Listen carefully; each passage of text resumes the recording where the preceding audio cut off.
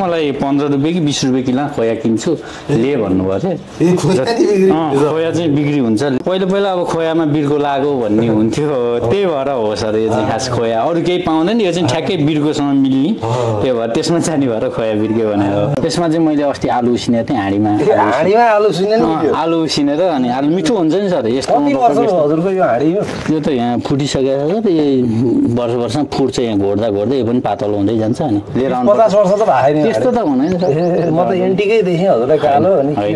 कालो अलिअलि हुन्छ खोया नै भनौँ न त्यो चाहिँ पकाएर झोल खाने नि उस यो के गरिरहनु भएको यो मैले यो खोयाको कुन्यु लगाइरहेको छ र पहिला चाहिँ एकचोटि दरबारमा के एकजना गाउँको मान्छे गएछन्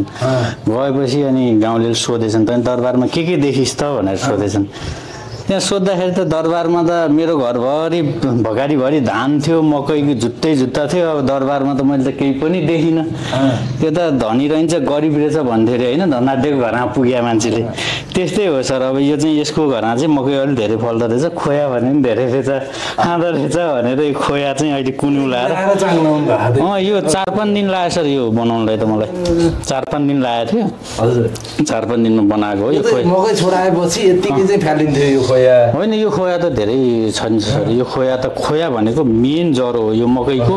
मेन भाग नै खोया हो यसबाट त अब यो च्याउ खेती गर्नेको लागि यो भिजाएर च्याउ खेती पनि हुन्छ